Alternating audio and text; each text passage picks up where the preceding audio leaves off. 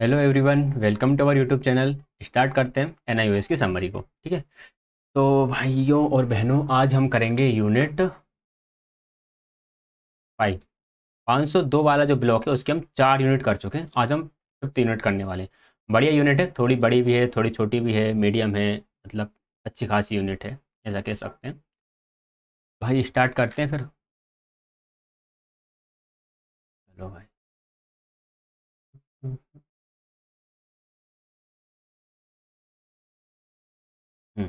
Unit 5 discuss करेंगे, जो है कक्षा कक्ष प्रक्रिया का प्रबंधन। अब आपका सामने क्लास है, अब आपको क्लास को करना है मैनेजमेंट। अब आप क्लास को कैसे मैनेज करोगे, बताओ ज़रा। क्लास को कैसे मैनेज करोगे वो अब हम पढ़ेंगे यहाँ पर। ठीक है, तो हम ये सब कुछ पढ़ते करते हैं नहीं है, डीएलएड वीएलएड कर लेते हैं, स्कूल में पढ़ाने पहुँच जाते हैं, फिर हमें समझ में नहीं आता, क्लास नहीं समझ रही, बच्चे नहीं समझ रहे। अरे कहाँ से समझेंगे? जब आपको सिखाया था संभालने के लिए तब तो आपने सीखा नहीं। आपने क्या, हमने भी नहीं सीखा, हमने हमारे डीएलएड बीएलएड में तब भी तो हमें भी पढ़ना पड़ रहा है इनको। तो अब अपन पढ़ लेते हैं, अपने पास मौका भी है और पढ़कर कुछ अच्छा सा सीखेंगे ताकि हम हमारी क्लासेस को अच्छे तरीके से मैनेज कर सकें। कितने ही बच्चे बैठे हो हमारी क्लास में, 50 बैठे हो, 100 बैठे हो, हम उन्हें ऐसे अरेंज करना सीख जाएं कि बच्चों को भी लगे कि यार ये है टीचर। आ रही है बात समझ में? बोलो। आ रही हो तो यस बोलना, नहीं आ रही हो तो नो बोलना। चलिए स्टार्ट कर देते हैं। अब हमारी टॉपिक को, फालतू बातें होती रहेंगी। प्रभावशाली कक्षा प्रबंधन के कुछ पहलू दिए हुए हैं। क्या क्या पहलू दिए हुए हैं? सबसे पहले दिया हुआ है कि अधिगम के लिए सहानुभूतिपूर्ण वातावरण का निर्माण करोगे आप। प्रत्येक विद्यार्थी को सहभागिता के लिए प्रोत्साहित करोगे कि हर एक विद्यार्थी क्या हो, उसमें सहभागी हो, इन्वॉल्व हो, इंगेज हो। कक्षा में परस्पर क्रिया को बढ़ावा देना, आप क्लास में इंटरेक्शन को बढ़ावा दोगे। अस्वस्थ अंतर्वैयक्तिक संबंधों की संभाल करना, यानी कि जो इंटर रिलेशन, जो वो रहते हैं ना, बॉन्ड, रिलेशंस, उन रिलेशंस को आप नर्चर करोगे। अधिगम के प्रकरण पर ध्यान केंद्रित करना, भाई अधिगम का प्रकरण क्या है, प्रोसेसिंग क्या है अधिगम की, उस पर आप ध्यान दोगे। अनुशासनहीनता की समस्याओं का समाधान करना। अनुशासनहीनता तो क्लास में होती ही है, कोई कुछ बोल रहा है, कोई चिल्ला चोट कर रहा है। कई बार बच्चे तो आजकल कैसे हैं कि टीचर से ही लड़ने लगते हैं, तो उस कंडीशन हमको थोड़ा सा संभाल के रखना है। कक्षा कक्ष में प्रबंधन के लिए योजना, नियंत्रण एवं परस्पर क्रिया करने की सुविधा प्रदान करने की योग्यता होती है, जो क्रियाकलाप एवं अधिगम वृद्धि के लिए उपयुक्त होती है। एक क्लास का मैनेजमेंट किस लिए जरूरी है? ताकि अधिगम अच्छे तरीके से हो सके, अधिगम बढ़ सके। प्रत्येक बच्चे की विभिन्न आवश्यकताओं एवं योग्यताओं का ध्यान रखती है, और जो प्रबंधन होता है कक्षा का, कक्षा प्रबंधन की जो योजना होती है, वो एक एक बच्चे पर ध्यान रखेगी कि यार मुझे एक एक बच्चे को समझ में इस तरह से क्लास को मैनेज करना है। किसी बच्चे को बैठने में दिक्कत नहीं होनी चाहिए, सबको हवा वगैरह अच्छे तरीके से आना चाहिए। ब्लैक बोर्ड सही बच्चों को दिखना चाहिए, नहीं तो जो पीछे वाले बच्चे होते हैं उनको ब्लैक बोर्ड दिखता नहीं है, और टीचर को पीछे वाला बच्चा नहीं दिखता, तो बस वो बच्चे अपने में लगे रहते हैं, टीचर अपने में लगा रहता है, हो जाता है ऐसे ही पीरियड खत्म हो जाता है, ऐसे ही बच्चे बड़े हो जाते हैं। हमें इन चीज़ों का ध्यान रखना है, क्योंकि हम एक अच्छे क्वालिटी वाले टीचर बनने वाले हैं। हम ऐसे टीचर नहीं बनने वाले कोई से भी, हमें क्वालिटेटिव टीचर टीचिंग करने वाले हैं क्लासों में जाके। ऐसी टीचिंग जो लगे कि जो बच्चों को भविष्य के लिए बनाए, हमारे देश को जिस तरह के बच्चों की ज़रूरत है, जिस तरह के युवाओं की ज़रूरत है, उस तरह का यूथ हम जनरेट कर पाएँ, हमें ऐसा टीचर बनना है। आ रही है बात समझ में? इसलिए हमें इतनी मेहनत के साथ पढ़ना कि हम एक एक चीज़ को समझते हुए चलें साथ में। एग्ज़ाम तो क्लियर हो ही जाएगा अगर हमने हर एक चीज़ समझ ली, और साथ के साथ हम एक अच्छे टीचर भी बन पाएँगे। प्रत्येक बच्चे के अधिगम स्तर को बढ़ाने के लिए, उसे प्रोत्साहित करने के लिए कक्षा की भौतिक अवस्था में सुधार लाना। कक्षा की भौतिक अवस्था में सुधार लाना मतलब हवा नहीं आ रही है तो वेंटिलेशन की व्यवस्था कराओ, पंखे वगैरह देखो सब ठीक-ठाक चल रहे हैं कि नहीं। बच्चों को अधिगम पर ध्यान केंद्रित करने के योग्य बनाने के लिए कक्षा में उपलब्ध समय और स्थान का उपयोग। कक्षा में जो समय है और जो कक्षा का स्थान है, आप उनका अच्छे तरीके से यूज़ कर पाओ। भाई क्लास में आपको टाइम मिला ना, 40 मिनट का एक पीरियड मिला है, उस 40 मिनट के पीरियड को अच्छे तरीके से यूज़ करना बहुत बड़ी बात होती है। कई टीचर्स को तो पता ही नहीं चलता 40 मिनट कहाँ निकल गए, सिलेबस कंप्लीट नहीं हो पाता। मैं बताऊँ, मैंने शायद 3 साल पहले किसी एक स्कूल में पढ़ाया था। तो जो 10th बोर्ड है, यहाँ पर बहुत ही कम ऐसे स्कूल है, ना के बराबर कोई स्कूल है जो 10th बोर्ड का मैथ्स का सिलेबस कंप्लीट करा दे। 10th बोर्ड का मैथ का सिलेबस कंप्लीट कराते हैं, ऐसे स्कूल ना के बराबर हैं। और बहाना उनको मिलता है कि सर सर्दियों की छुट्टियां सरकार ने 7 दिन की कर दी, और फिर बीच में इतनी छुट्टी पड़ जाती हैं, दिवाली की 5 दिन की छुट्टी पड़ जाती हैं, दशहरे की छुट्टियां पड़ जाती हैं। और जब मैं वहाँ पर गया तो मैंने 10th को, अब 10th का सिलेबस नवंबर में ख़त्म कराने के बाद, क्योंकि बोर्ड होता है तो जल्दी से ख़त्म कराने के बाद उसका 2 बार रिवीजन भी करा दिया। मैंने कहा अपन को तो टाइम कम पड़ा ही नहीं। क्यों? क्योंकि वहाँ पे टाइम का मैनेजमेंट जो था वो बहुत ज़रूरी है, कि टाइम को आप मैनेज कर सको। कि आप सब्जेक्ट को भी करा सको, बच्चों को समझ में भी आया, ऐसा नहीं कि सबके ऊपर से निकल गया, उनको समझ में भी आया और वो कंप्लीट भी हुआ। तो इस तरह से हमको मैनेज करके चलना चाहिए कि हमारा पूरा सिलेबस भी कंप्लीट हो, बच्चों को सीखना भी आए। क्योंकि गवर्नमेंट भाई जो एनसीईआरटी ने 10th का सिलेबस डिजाइन करा है, ऐसा तो करा नहीं होगा कि 40 मिनट के पीरियड में आप पढ़ाओ तो पूरा नहीं हो पाएगा, पूरा हो जाएगा, तभी तो कराया उन्होंने डिजाइन। कक्षा में बच्चों को प्रोत्साहित करने के तरीके एवं अनुशासन आदि से उनकी ऊर्जा को अधिगम में बढ़ोतरी की ओर केंद्रित करना। बच्चों को प्रोत्साहित करने के तरीके, आपको ऐसे तरीके ईजाद करना है जिससे बच्चे प्रोत्साहित हो, यानी कि मोटिवेट हों, उनको मजा आए लर्नने में, इंटरेस्ट जनरेट हो। अरे ये बात समझ में, आगे बढ़ें। अध्येता स्नेही वातावरण का सृजन, ये बहुत इंपॉर्टेंट है। देखो बच्चे जो है ना, बच्चे बच्चे आपके साथ लगाव रखें, बच्चों को आपसे बात करने में मजा आए, आपके साथ वो इमोशनली अटैच हो जाएं। अगर ऐसा हो गया ना तो फिर आप बच्चों के फेवरेट टीचर बन जाओगे। कैसे फेवरेट टीचर बन जाओगे आप बच्चों के? फिर बच्चों को आपसे पढ़ने में मजा आएगा, आपने मारोगे नहीं, फिर भी आपके सब्जेक्ट्स का नोट्स कंप्लीट करेंगे, वो होमवर्क कंप्लीट करके लाएंगे। कक्षा का वातावरण ऐसा होना चाहिए बच्चा खुश रहे, जिसमें आरामदायक महसूस करे, अपनी संपूर्ण ऊर्जा का उपयोग करने के लिए आपको प्रोत्साहित महसूस, अपने आप को प्रोत्साहित महसूस करे, वो अपने आप को एनर्जेटिक फील करे अंदर से, वो कंफर्ट फील करे, यार मैं क्लास में ठीक हूँ, मुझे किसी तरह का डर नहीं है। कक्षा प्रबंधन की दृष्टि से कक्षा की 3 श्रेणियां होती हैं, एक तो दुष्क्रिया, एक होता है पर्याप्त और एक होता है व्यवस्थित। दुष्क्रिया, पर्याप्त और व्यवस्थित। दुष्क्रिया मतलब बिल्कुल गदार है क्लास में, बहुत ही बेकार क्लास है। पर्याप्त मतलब ठीक ठाक है, काम चल जाएगा। और व्यवस्थित मतलब एक्सीलेंट क्लास है, सबसे अच्छी क्लास है, अनुशासन भी है, काम भी हो रहा है, एक्टिविटी भी हो रहा है, सब काम व्यवस्थित हो रहा है। तो ये 3 तरह की श्रेणी होती हैं। दुष्क्रिया वातावरण ऐसी कक्षा जिन्हें बहुत शोर होता है, अध्यापक चिल्ला रहा है, डंडे ठोंक रहा है, मार रहा है, लेकिन बच्चों पे कोई असर नहीं है, बच्चे लगे हैं चिल्लाने करने, ऐसी होती है दुष्क्रिया कक्षा। फिर होती है पर्याप्त कक्षा।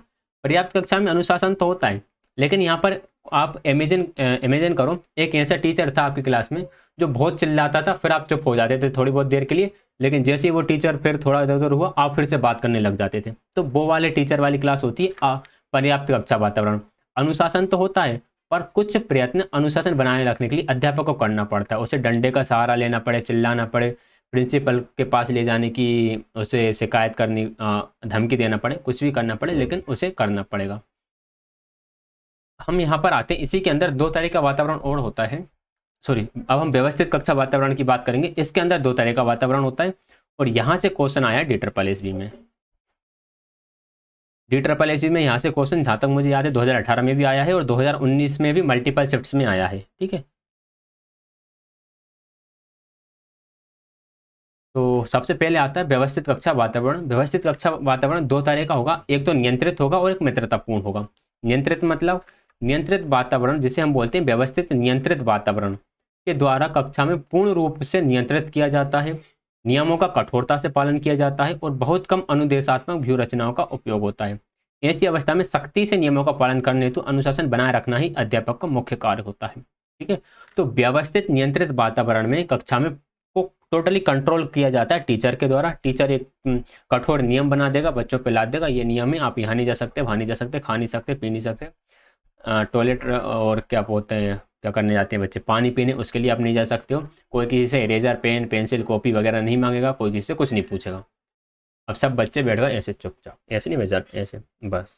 ये होती है आपकी ऑर्डरली रेस्ट्रिक्टिव लर्निंग इन्वायरमेंट, व्यवस्थित नियंत्रित वातावरण। फिर एक होता है ऑर्डरली इनेबलिंग लर्निंग एनवायरनमेंट, व्यवस्थित मित्रवत अधिगम वातावरण में कक्षाएं अधिक सुचारू रूप से संचालित होती हैं।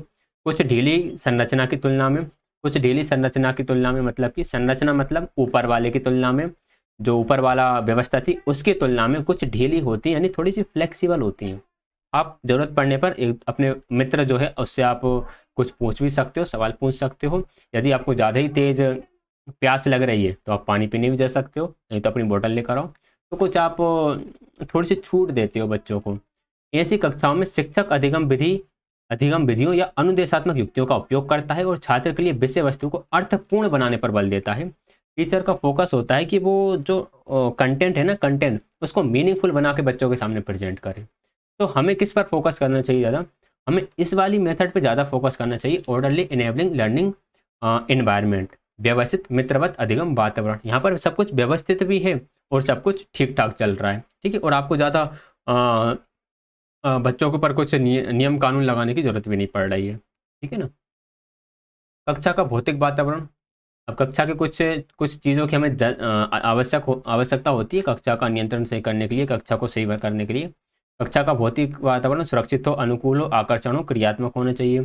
कक्षा के भौतिक वातावरण में दो घटक आ जाते हैं, एक भौतिक अवस्था और एक कक्षा में उपलब्ध संसाधन सामग्री। भौतिक अवस्था मतलब कि हवा, पानी, उजाला, ये सब कुछ ठीक है या नहीं।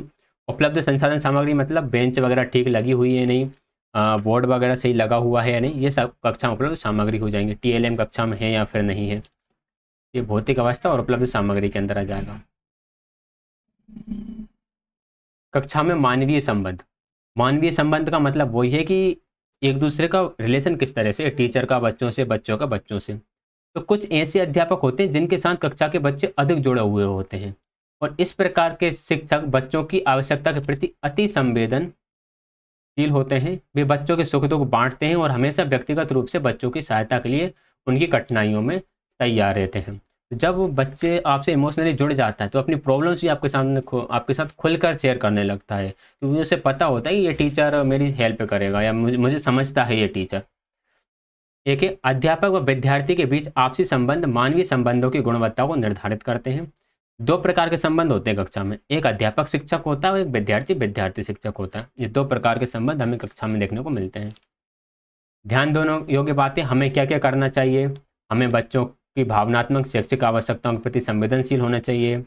हमें बच्चों के कल्याण का ध्यान रखना चाहिए। जब बच्चे समस्या में हो तो उनके साथ एक शांत और संवेदनशील रहें, मतलब बच्चा अगर आपको टेंशन में लग रहा है बहुत ज़्यादा तो उसे थोड़ा समझाएं, शांतिपूर्ण उससे बात करें। हो सकता है किसी दिन बच्चा रोज़ टाइम पर आता है लेकिन किसी एक दिन लेट हो गया, तो ऐसा नहीं कि चलो तुम लेट क्यों हुए और उस पर सवालों की झड़ी लगा दो, उसकी प्रॉब्लम्स जानने की कोशिश करो। विद्यालय में सभी क्रियाकलापों में विद्यार्थियों की भागीदारी सुनिश्चित करें कि हर एक एक्टिविटी में बच्चे का होना जरूरी है, बच्चे की भागीदारी होनी जरूरी है। ठीक है। अनुशासन वाले क्रियाकलाप करते समय मीठे शब्दों का प्रयोग करें, प्यार से बोले बच्चों के सामने, प्यार से। बहुत तो मतलब बच्चों को ऐसा लगता है कि यार क्या बात है, क्योंकि घर पे तो उनसे बोल रहे हैं जैसा घर पे तो उन्हें चिल्ला चोट डांट पीट, मतलब डांट मार के भगाया जाता है, स्कूल के स्कूल जाओ ये वो दुनिया भर की चीज़ें। तो आप अगर बच्चों से अच्छे बोलोगे तो बच्चा आपसे बहुत अट्रैक्ट होगा। ठीक है। सहयोगपूर्ण मिलजुल कर कार्य करने के लिए बच्चों को प्रोत्साहित करें। सामूहिक क्रियाकलाप में बच्चों से स्वस्थ बातचीत के लिए प्रोत्साहित करें। क्रियाकलाप में पूरे मनोयोग से भाग लें। विभिन्न प्रकार की शैक्षणिक व परियोजना आधारित क्रियाकलाप करें जिससे कि प्रत्येक बच्चे की योग्यता को उभरने का अवसर मिले। ठीक है। आगे बढ़ेंगे, ध्यान देने योग्य बातें क्या ना करें, अब क्या नहीं करना चाहिए। इसका जस्ट अपोजिट नहीं करना चाहिए। निरुत्साहित ना करें, गलत शब्दों का प्रयोग ना करें, अस्वस्थ प्रतियोगिता ना करें। अस्वस्थ प्रतियोगिता मतलब ऐसा कंपटीशन जिससे बच्चों के अंदर हीन भावना आ जाए कि यार मैं तो वीक हूँ, मैं तो कमजोर हूँ, इस तरह का। व्यक्तिगत अधिगम का प्रबंधन, अब व्यक्तिगत अधिगम का प्रबंधन आप कैसे करोगे। व्यक्तिगत अधिगम का प्रबंधन मतलब कि हर एक बच्चे का अधिगम हो सके इसका मैनेजमेंट करना है हमें। ठीक है। अब हर एक बच्चे को तो हमें पढ़ाना ही है भाई, क्लास में भले 30 बच्चे हैं तो हम ऐसे थोड़ी करेंगे जो टॉप 10 आते हैं हम सिर्फ उन्हीं को पढ़ाएंगे। हम पढ़ाना तो हमें 30 को ही है, और हमें 30 के 30 को ही ऐसा पढ़ाना है कि हर बच्चा टॉप कर सकता है, हर बच्चा अपनी लाइफ में कुछ अच्छा अचीव कर सकता है। ठीक है। शिक्षा का उद्देश्य प्रत्येक व्यक्तिगत छात्र को योग्य विद्यार्थी बनाना है, वही बोला था मैंने, प्रत्येक व्यक्तिगत विद्यार्थी को योग्य बनाना है। जैसा कि व्यक्तित्व निजी अधिगम सभी शिक्षण अधिगम क्रियाओं का अंतिम उद्देश्य है। निजी अधिगम यानी कि हर एक बच्चे का अधिगम हो पाए, ये क्या होता है, शिक्षण अधिगम प्रक्रिया का अंतिम उद्देश्य होता है। अगर बच्चे का खुद का अधिगम हो गया मतलब काम खत्म, फिर तो सब काम बन ही गया है। ठीक है, बच्चा सीख ही गया। ताकि प्रत्येक विद्यार्थी अधिगम अनुभव ग्रहण करने में आत्मनिर्भर हो सके, हर एक बच्चा सेल्फ डिपेंडेंट बन सके। मान लो कभी टीचर ना भी हो ना, फिर वो बुक्स के माध्यम से या फिर यहाँ वहाँ से चीज़ें अरेंज करके पढ़ना सीख सके। ये मच्छर परेशान कर रहा है बड़ी देर से। व्यक्तिगत अधिगम में प्रत्येक व्यक्ति अपनी गति से, अपने ही प्रयत्नों व रुचि से किसी कार्य को करता है। बिल्कुल सही बात है। व्यक्तिगत अधिगम में बच्चा अपनी गति से यानी उसकी स्पीड से काम करेगा, उसके ट्रायल से काम करेगा और उसके इंटरेस्ट से काम करेगा। अध्यापक होने के नाते आप प्रत्येक विद्यार्थी की अपनी गति से क्रियाकलाप करने के लिए सुअवसर देंगे। अब आपका कर्तव्य यहाँ पर क्या बनता है, आपको उसके अकॉर्डिंग काम करने देना है, उसे उसकी स्पीड से।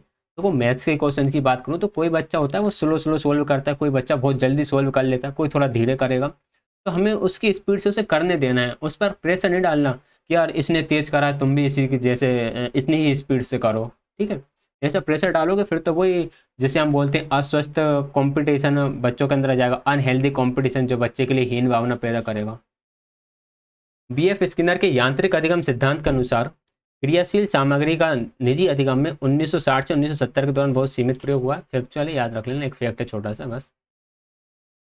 सामान्य कक्षाओं में सबसे अधिक प्रयोग में आने वाली निजी अधिगम विधि प्रदत्त कार्य का अभ्यासी है। सबसे ज़्यादा यूज होने वाली निजी अधिगम विधि मतलब कि सेल्फ लर्निंग मेथड कौन सी है कि बच्चों को आप एक प्रैक्टिस असाइनमेंट दे देते हो। आप एक असाइनमेंट दे देते हो जिसमें कुछ प्रैक्टिस करने के क्वेश्चंस होते हैं, बच्चों ने प्रैक्टिस कर लेता है। कक्षा में असाइनमेंट क्या होता है? प्रदत्त कार्य मतलब असाइनमेंट। कक्षा में असाइनमेंट कैसे होना चाहिए? विद्यार्थियों को अवधारणा समझने, व्यक्तिगत रूप से अपनी कमियों को सुधारने का अवसर प्रदान करने वाले होना चाहिए। और आपको कौन कौन से बिंदु का याद रखना है कि असाइनमेंट है उसका संप्रेषण सही तरीके से सोच सके, विद्यार्थियों को दिए गए कार्य का दिशा निर्देश करना, विद्यार्थियों को दिए गए कार्य की जांच करना, फिर उसका फीडबैक लेना। बस ये आपके असाइनमेंट के काम हो जाते हैं। ठीक है, तो आप इसको पीडीएफ में और पढ़ लेना जरा अच्छे से। फिर आते हैं सामूहिक अधिगम का प्रबंधन। अब सामूहिक, अभी हमने व्यक्तिगत की बात करी, अब हम सामूहिक की बात करते हैं। स्वतंत्र वाद विवाद की महत्ता को संतुलित शिक्षा प्रदान करने में मानवीय वैज्ञानिक कार्ल रोजर्स ने बल दिया है। स्वतंत्र वाद विवाद यानी कि फ्री, सब बच्चे फ्री होकर एक दूसरे से डिस्कशन कर रहे हैं, इसके बारे में बात किसने करी? कार्ल रोजर्स ने बात करी है। उनका मानना था कि अधिगम प्रायः स्वभाव से सामाजिक है। स्वभाव मतलब नेचर ही अधिगम का ऐसा ही, वो सामाजिक ही होगा, समाज में रहकर ही सीखना होगा, वैसे नहीं हो पाएगा। अतः सामाजिक वातावरण में उन्हें पढ़ने से भविष्य में अच्छे नागरिक बनते हैं। अगर आप उन्हें एक सामाजिक वातावरण प्रोवाइड कराओ और वहाँ पर उन्हें अगर पढ़ने के लिए बोलो तो वहाँ पर बच्चे सही तरीके से पढ़ पाएंगे, अच्छे नागरिक बनेंगे। और अगर आप उन्हें अकेले में या फिर बिना किसी की हेल्प के बोलोगे तो अकेले पढ़ते रहो तो वहाँ पर बच्चों के सामने फिर दिक्कत आएगी। बच्चों के अंदर बहुत सारी चीज़ें जनरेट हो जाती हैं, उनके थॉट्स चेंज हो जाते हैं। समूह अधिगम में कुछ महत्वपूर्ण बिंदु हैं कि एक की अपेक्षा बहुत से बच्चे इसमें अधिक प्रयास या उपलब्ध संसाधन प्राप्त करते हैं। विषय वस्तु ज्ञान कौशल अनुभव आपसी विचारों का लेन देन होता है, ज्ञान का कौशल का अनुभव का इन सब का लेन देन होगा। गलतियों का आप आसानी से पढ़ लोगे जब आप समूह में काम कर रहे हो तो, और तुरंत सुधार भी सकते हो उसको वहीं के वहीं। सहभागिता से निजी जिम्मेदारी की अनुभूति होती है, बच्चे को लगता है यार मैं इस ग्रुप का मेंबर हूँ, तो वो जिम्मेदारी की भावना उसके अंदर पैदा होगी। एक को लीडर बना देंगे तो उसको भी जिम्मेदारी की भावना उसके अंदर आएगी। सामूहिक चर्चा से बहुत से विभिन्न प्रकार के वैकल्पिक विचारों का सृजन होता है, कुछ अल्टरनेटिव थॉट्स भी जनरेट होते हैं। जैसे किसी काम को करने के एक तरीके के अलावा समूह में जब बैठे हैं तो उसको करने के 10 तरीके बच्चों के सामने आ जाते हैं। उद्यम के साथ विभिन्न प्रकार की कठिनाइयाँ, अब विभिन्न प्रकार की कठिनाइयाँ भी होती हैं समूह अधिगम में। क्या क्या होती है? कई बार बच्चों में तालमेल नहीं हो पाता, बराबरी नहीं हो पाती, यार कोई तेज चलता है कोई धीरे चलता है। व्यक्तिगत विद्यार्थी के ऊपर अनुरूप होने का आंतरिक व बाहर का दबाव, जैसे जब समूह में काम करते हैं ना तो एक दूसरे पर डिपेंड हो जाते हैं, तो कई बार बच्चों में एक प्रेशर आ जाता है कि जैसे कोई वीक बच्चा है तो उसके ऊपर प्रेशर आएगा कि मुझे भी ये काम जल्दी करना है, तो कुछ इस तरह का। कक्षा में व्यवस्थित उपागम का न हो पाना, कई बार जो मटेरियल्स हैं वही सही तरीके नहीं हो पाते, अप्रोचेस सही नहीं हो पाती। परिवर्तनशीलता, अस्पष्ट निर्णय करने की विधि को बदलना, परिणामों के तुरंत मूल्यांकन का कभी कभी अपरिपक्व होना, सही तरीके से आप मूल्यांकन नहीं कर पाते हो। और कक्षा में समूह अधिगम का आयोजन करते समय एक शिक्षक की भूमिका मुख्य रूप से मार्गदर्शक और साधन उपलब्ध कराने वाले की होती है। समूह अधिगम में एक टीचर की भूमिका क्या है? टीचर की भूमिका है गाइड करने वाले की और फैसिलिटेटर की।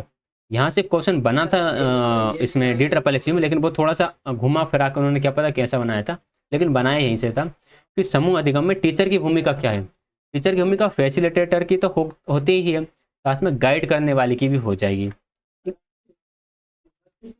4 प्रकार से समूहबद्ध किया जाता है। अब जो समूह का निर्माण किया जाता है वो होता है हमारा कितने प्रकार का? 4 प्रकार का। पहला होता है योग्यता के आधार पर समूहीकरण, जिसे हम समूहीकरण बोलते हैं, और इंग्लिश में इसी को होमोजीनियस ग्रुपिंग कह देते हैं। होमोजीनियस मतलब कि एक जैसे। एक जैसे मतलब क्या हो गया कि ग्रुप में जितने भी बच्चे सारे एक जैसे हैं, यानी कि समान योग्यता वाले विद्यार्थियों के समूह का निर्माण करना। ठीक, एक एक आपने ग्रुप बना दोगे जिसमें सारे टॉपर होंगे, एक जिसमें एवरेज बच्चे होंगे, एक जिसमें लो एकेडमिक परफॉर्मेंस वाले बच्चे होंगे।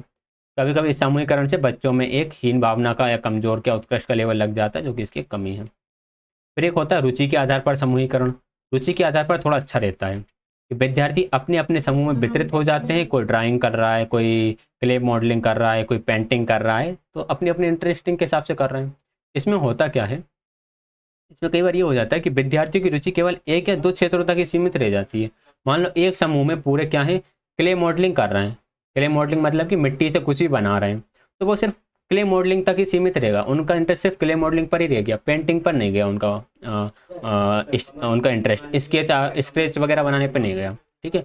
और कई बार होता क्या है कि अभिव्यक्ति की कमी के कारण वे तथ्यों को रटकर प्राप्त कर लेते हैं। रटकर प्राप्त करने का मतलब है कि क्ले मॉडलिंग कर रहे हैं कुछ बच्चे, ठीक है, एक दो को आती है, तो बाकी बस देख लेंगे कि हाँ मुझे पहले ये जमाना, फिर ये ब्लॉक लगाना, ये ब्लॉक लगाना, या फिर क्लियर को ऐसे ऐसे करना है, काम हो जाएगा। तो वो उसी तरह से उसका यूज़ करते हैं, कुछ अपना नया क्रिएट नहीं कर पाते हैं, तो ये यहाँ पर कमी हो जाती है। फिर विद्यार्थियों की इच्छा अनुसार समूहीकरण। इच्छा अनुसार मतलब बच्चे को जिस ग्रुप में लगे उस ग्रुप में लगा दो, उनको चुनाव की स्वतंत्रता दे दो कि तुम्हें जो ग्रुप अच्छा लग रहा है तुम उस ग्रुप में जाओ और उस ग्रुप में काम करो। ठीक है। इसमें होता क्या है कि कुछ ऐसे विद्यार्थी कई बार छूट जाते हैं जिन्हें कोई भी विद्यार्थी अपने ग्रुप में नहीं रख पाता। ठीक है। मुझे मेरा स्कूल का दिन याद आ गया इस स्टेटमेंट से। कई बार हो जाता है कि ऐसे बच्चे छूट जाते हैं कि जिन्हें कोई भी विद्यार्थी अपने मतलब कोई भी अपने ग्रुप में नहीं रखता है, तो ये इसकी एक कमी हो जाती है। एक आता है फिर हेट्रोजीनियस। हेट्रोजीनियस मतलब इसमें टॉपर भी रहेंगे, एवरेज भी रहेंगे, लो अकेडमिक परफॉर्मेंस वाले भी रहेंगे, तीनों को मिलाकर आप बनाओगे। इसके लिए आप लॉटरी से, रोल नंबर से, अन्य विधि से कर सकते हो, जैसे कि ओड वाले अलग ग्रुप बना लो, इवन रोल नंबर वाले अलग ग्रुप बना लो। आपने एक बोलिया क्या, एक पोर्ट लिया, उसमें सभी के नियम लिख कर डाल दिए, आप एक एक पर्ची उठाते जा रहे हो और ग्रुप बनाते जा रहे हो, तो इस तरह से आप हेट्रोजीनियस ग्रुप बना सकते हो। इसमें बस इतना ही है कि मेधावी छात्र कमजोर विद्यार्थियों की प्रगति में बाधा डाल सकते हैं। भाई जो मेधावी हैं वो तो जल्दी सीख जाएंगे, लेकिन कमजोर है उनका क्या, वो तो धीरे धीरे चलेंगे, तो वो एक प्रॉब्लम हो जाती है। जब आप अपने पाठ्य योजना का आ गया, जब आप अपने पाठ्य योजना तैयार करते हैं तो एक पूर्ण कक्षा के रूप में विद्यार्थियों के साथ साथ शिक्षण करने की अपेक्षा छोटे छोटे समूह में बांटना, समूह कार्य में भाग लेने के लिए प्रोत्साहित करना अधिक प्रभावशाली होगा। तो भाई विद्यार्थियों को आप शिक्षण तो करोगे, साथ साथ समूह वगैरह काम भी आप करते रहोगे। अब समूह कैसे बनेंगे इसी के बारे में लिखा हुआ है आगे। समूह का आधार 4 से 6 विद्यार्थियों का रखें। ये क्वेश्चन आया है DRSS में कि जो समूह है, समूह का आधार आकार हमें कितना रखना है, 4 से 6 मिनट का रखना है। और एक क्वेश्चन बनता है कि छोटे बच्चे कितने समय से ज़्यादा नहीं बैठ सकते, तो 10 से 15 मिनट, इतने से ज़्यादा समय तक वो एक जगह पर टिककर नहीं बैठ सकते। ठीक है। जब तक कोई विशेष आवश्यकता ना हो तब तक विषम योग्यता वाले को प्राथमिकता दें, यानी कि हमें प्राथमिकता प्रेफरेंस किसे देना है, हेट्रोजीनियस ग्रुप को देना है। अगर हेट्रोजीनियस में दिक्कत आ रही है, बहुत ज़्यादा दिक्कत आ रही है, तब हम होमोजीनियस की तरफ जाएंगे। समूह विविधता होना चाहिए, यानी हर तरह के बच्चों को इसमें शामिल करो। समूह में एक नेता का चयन करें, एंड कार्य विद्यार्थी की मानसिकता का अनुकूल हो।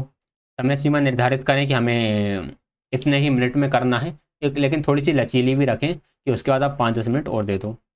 प्रत्येक सदस्य को विशिष्ट जिम्मेदारी जो कि पूरे सफलता में योगदान दे। वाद विवाद के लिए स्वतंत्र एवं आरामदायक वातावरण प्रदान करें। बच्चों को समस्या को हल करने में एक दूसरे की सहायता करने दें। सुझावों को सुने, उन पर अपनी प्रतियोगिता दें। बच्चों से आप सुनो कि यार क्या क्या इसके सुझाव हो सकते हैं। तो ये सारी चीज़ें। समय का प्रबंध। समय के प्रबंध से सिर्फ थोड़ी बहुत ही मुझे इंपॉर्टेंट पॉइंट देखें यहाँ पर। ये तो आप पढ़ ही लोगे, ये भी पढ़ लोगे। एक मिनट, एक इम्पोर्टेंट लाइन थी वो दिख नहीं रही है मुझे, हाईलाइट तो करी थी मैंने। विद्यार्थी की उपलब्धि में वृद्धि होती है जब भी अधिगम क्रियाकलापों, प्रयोग करना, अवलोकन, अभ्यास, वाद विवाद समय आदि में अधिक से अधिक समय व्यतीत करते हैं। ज़्यादातर टाइम अगर वो प्रैक्टिकल में दे रहे हैं, ऑब्जर्व करने पर दे रहे हैं, प्रैक्टिस करने पर दे रहे हैं, समस्या को सोल्व करने पर दे रहे हैं, तो उनमें अधिगम की वृद्धि तो होगी ही। विद्यार्थियों में उपलब्धि की वृद्धि तो होगी ही। अचीवमेंट में जो ग्रोथ है वो तो होना ही होना है। सभी बच्चे अधिगम क्रियाओं में व्यतीत किया हुआ, हाँ ये था, सभी विद्यार्थियों का अधिगम क्रियाओं में व्यतीत हुआ समय सभी कक्षाओं में अलग अलग होता है। मतलब कि हर एक कक्षा में अधिगम के लिए कितना टाइम लगेगा वो हर कक्षा के लिए अलग अलग होता है। ठीक है। और यहीं से फिर एक ये दिया है कि कक्षा 1 से 5 के लिए शैक्षिक शर्त में कितने 800 घंटे का अनुदेशात्मक कालांश रहेगा, और 6 से 8 के लिए 1000 घंटे का रहेगा। ठीक है। मतलब इसमें 800 कालांश रहेंगे और इसमें 1000 कालांश रहेंगे। 1 से 5 तक 800, 6 से 8 तक 1000। आगे, कक्षा प्रबंधन से बच्चे सजीव, सजग और व्यस्त होने चाहिए। यहाँ से क्वेश्चन बन सकता है कि बच्चे लिवली हों, अलर्ट हों एंड बिजी होने चाहिए। अब आप समय की बचत कैसे कर सकते हो? क्रियाकलाप आप पहले तैयार कर लो, अगले चरण के बारे में आप पहले से तैयारी रखो, सामग्री को पहले से तैयार करके रखो, शाब्दिक निर्देशन देते समय शुद्ध उच्चारण का प्रयोग करो ताकि आपको दोबारा से निर्देशन देने की आवश्यकता ना हो। ठीक है, कक्षा को व्यवस्थित करके रखो, पाठ को जितना संभव हो शीघ्रता से शुरू करें, मतलब कि लेसन जितना आपको जल्दी लगे उतनी जल्दी आप लेसन को शुरू कर दो। ठीक है, अधिक से अधिक बच्चे इस अवसर का लाभ उठाएं, इसका हमें ध्यान रखना है। वे अपने पूरे किए गए लिखित कार्य या परियोजना को अपने नाम का लेबल लगाकर कहाँ पर रखनी है, मतलब कि जो भी आपकी मटेरियल आप यूज़ करने वाले हो उन पर आप नाम लिख कर और वहाँ पर रख दो ताकि आपको ज़रूरत पड़े तब डायरेक्ट उसे उठा सको। नया क्रियाकलाप शुरू करने से पहले बच्चों को एक छोटा लिखित क्रियाकलाप करने के लिए दे दीजिए ताकि बच्चों का माइंड चल सके। स्थान का प्रबंधन वही फर्नीचर कैसे कैसे रखना है। हम जैसे बच्चों की व्यवस्था रैखिक पंक्ति में कर सकते हैं, अर्धवृत्ताकार, वृत्ताकार, आमने सामने, इस तरह से हम बच्चों को बैठा सकते हैं। फर्नीचर अरेंज कर सकते हैं, सिर्फ इसी के बारे में। बोर्ड हमें कहाँ रखना है, तो ये सब चीज़ें हैं, ये इतनी इंपॉर्टेंट है नहीं, तो इन सबको मैंने जस्ट स्किप कर दिया है। जैसे कि आप इस तरह का सिटिंग अरेंजमेंट कर सकते हो, यहाँ पर आप बैठे हो, यहाँ पर जो है वो चिल्ड्रंस बैठे हुए हैं। ठीक है, या फिर आप ऐसे बैठा सकते हो कि इधर बच्चों को बिठा दो, इधर बच्चों को बिठा दो और यहाँ पर आप बैठ जाओ। या फिर आप ऐसे बैठा सकते हो कि बच्चों को ऐसे समूह में बैठा दो, आप यहाँ पर आ जाओ। या फिर ऐसे बैठा सकते हो, आप बीच में बैठ जाओगे, इधर बच्चे बैठ जाएंगे, इधर बच्चे बैठ जाएंगे। अब प्रेरणा और अनुशासन के लिए प्रबंधन। विद्यार्थी को आपको प्रेरित करना है क्योंकि विद्यार्थियों की रुचि एक शक्तिशाली प्रेरक है। अगर बच्चों का इंटरेस्ट है तो मोटिवेट तो ऑटोमेटिक होंगे ही। जिस काम को करने में बच्चों को इंटरेस्ट आता है, बच्चे उस काम को करने के लिए मोटिवेटेड तो होते ही होते हैं। प्रेरणा क्या है? प्रेरणा एक आंतरिक अवस्था है जो व्यवहार को उकसाती है, दिशा निर्देश करती है और व्यवस्थित करती है। तो प्रेरणा क्या है? एक इंटरनल फैक्टर है जिसके बारे में हम पहले बात कर चुके हैं, एक बार और पीछे आया था मोटिवेशन के बारे में। आंतरिक होती है, बाहरी होती है। जब हमारी रुचि और आनंद के लिए काम करते हैं तो आंतरिक प्रेरणा होती है, किसी लक्ष्य या कुछ अचीव करने के लिए करते हैं तो वो बाहरी अभिप्रेरणा होती है। ठीक है, अब आपको प्रेरणा के स्तर को बढ़ाने के लिए कुछ रणनीतियां। सबल पक्षों के निर्माण की प्राथमिकता कि जो काम बच्चा कर सकता है आप उन्हें और बढ़ाओ, वही उसी तरह का उसे काम दो, उसे अवसर उपलब्ध कराओ कि बच्चा उस फील्ड में आगे बढ़ सके। विकल्प प्रदान करो। आप बच्चों को बहुत सारा विकल्प दे दो कि तो बच्चा के सामने जब ज़्यादा विकल्प होंगे तो वो कोई ना एक अच्छा सा विकल्प चूज करके काम करेगा।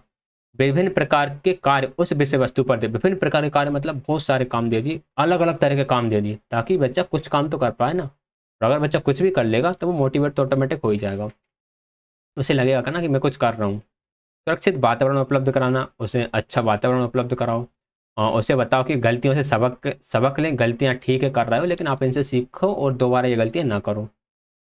रचनात्मक वातावरण उपलब्ध कराना, या मूल्यांकन के लिए उत्साहित करें, पुरस्कार का प्रयोग करें, विद्यार्थियों की भागीदारी का ध्यान रखें। इन चीज़ों का हमें ध्यान रखना है। कक्षा में अनुशासन प्रबंधन। अब कक्षा में अनुशासन प्रबंधन कैसे होगा? विद्यालय के संदर्भ में अनुशासन कक्षा कक्ष से संबंध रखता है कि जिम्मेदारी का एहसास। अनुशासन का मतलब क्या है विद्यालय के संदर्भ में? विद्यालय के संदर्भ में अनुशासन का मतलब है कि जिम्मेदारी का एहसास होना, दूसरों के प्रति संवेदनशील होना और आत्मसम्मान, ये चीज़ें होनी चाहिए विद्यालय में अनुशासन के लिए। एक विद्यार्थी अपने स्वयं के व्यवहार के प्रति जिम्मेदारी की भावना उत्पन्न करने से पहले उसे सबसे पहले अपनत्व की भावना का विकास करना होगा। इसमें कुछ प्रॉब्लम्स आती हैं। क्या क्या? कि कई बार बच्चा देर से आता है या फिर कक्षा से भाग जाता है या फिर कक्षा में शोर करता है, तो अनुशासनहीनता कारण बनती है। कई बार मजाक करने लगता है, आक्रामक हो जाता है, आज्ञा का पालन नहीं करता, अवज्ञा कर देता है, डिसरिस्पेक्ट कर देता है। अनमयस्क यानी कि इनडिफरेंस, किसी कार्य को करने में ध्यान न देना, किसी कार्य को पूरा करने में असफल। उद्दंड व्यवहार को प्रेरित करना, छल कपट करना, वो नहीं करते, चीटिंग वगैरह करने लगता है बच्चा। ठीक है, नकल करने लगता है तो वो आ जाएगा इसमें। इस वजह से अनुशासनहीनता कक्षाओं में होती है। आगे, अब अनुशासनहीनता को रोकने के लिए आप क्या करोगे? आप कार्य प्रवृत्त दृष्टिकोण रखोगे, मतलब प्रत्येक विद्यार्थी को विभिन्न प्रकार के कार्यों में व्यस्त रखोगे तो उन्हें टाइम ही नहीं मिलेगा अनुशासनहीनता करने का। विश्वास प्रदर्शन, आप ये ध्यान रखें कि दुर्व्यवहार आपके लिए नहीं है, बच्चों के ऐसे व्यवहार को व्यक्तिगत रूप से ना लें। विद्यार्थियों की प्रशंसा करोगे, अनावश्यक संदिग्धता से बचोगे आप, यानी कि फालतू का आप बच्चों के ऊपर निषेध या प्रतिबंध नहीं लगाओगे। प्रतिकूल परिस्थितियों को कम कर दोगे आप, कि जो जैसे स्थान, पर्याप्त प्रकाश वगैरह है, अगर ये सही तरीके से आएगा तो भी बच्चा ठीक रहेगा। कई बार ज़्यादा गर्मी होने की वजह से, हवा नहीं मिलने की वजह से, कक्षा में भीड़ ज़्यादा होने की वजह से बच्चों में ये प्रॉब्लम आ जाती है कि वे अनुशासनहीनता करने लगते हैं। स्पष्ट कार्य दें, स्पष्ट क्रियाकलाप देखें ताकि उन्हें अच्छे से समझ में आ जाए। विद्यार्थियों के प्रति आप सजग रहो, सभी विद्यार्थियों से आप कांटेक्ट में रहो, इसके हमें ध्यान रखना है। प्रबंधन के रूप में अध्यापक की भूमिका। In the context of classroom management, classroom management में जो टीचर होता है वो एक तरह से फैसिलिटेटर तो होता ही है, साथ के साथ एक मैनेजर भी होता है। वहाँ पर क्या था, ऊपर था टीचर एक गाइड, क्योंकि वहाँ पे समूह क्रियाकलाप चल रहा था। और यहाँ पर टीचर क्या है, यहाँ पर टीचर एक मैनेजर है। हाँ क्वेश्चन याद है, DSSS भी मुझे याद आया 2017 में आया था, 2017 में आया था या 2018 में आया था, 17-18 में आया था शायद।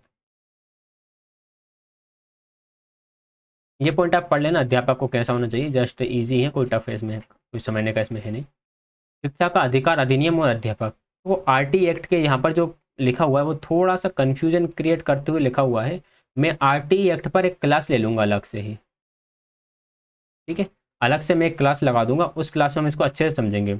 यहाँ पर लिखा हुआ है कि 24 और 29 में अध्यापक के लिए विशिष्ट कार्य दिए हुए हैं। जो 24 है ना, इसका जो भाग 4 का 24वीं धारा है, 24 धारा में ये बताया है कि अध्यापक के लिए कुछ काम बताएं कि अध्यापक प्राइवेट ट्यूशन नहीं दे सकता है, अध्यापक बच्चों को दंड नहीं दे सकता है, अध्यापक को पाठ्य वस्तु समय पर पूरित करना है, इस तरह से। और 29 में भी कुछ पाठ्यचर्या संबंधित चीज़ें बताई गई हैं, तो ये मैं अभी नहीं समझा रहा, हालांकि मैंने हाईलाइट कर रखा है क्योंकि इसमें थोड़ा सा कन्फ्यूजन क्रिएट होगा आपके अंदर, जैसे ये उपखंड मुपखंड ये क्या क्या चीज़ें दी हुई हैं इस तरह से। तो आप चाहो जैसे पढ़ सकते हो, बाकी मैं इसे कराऊंगा एक अलग से क्लास लेकर, ठीक है।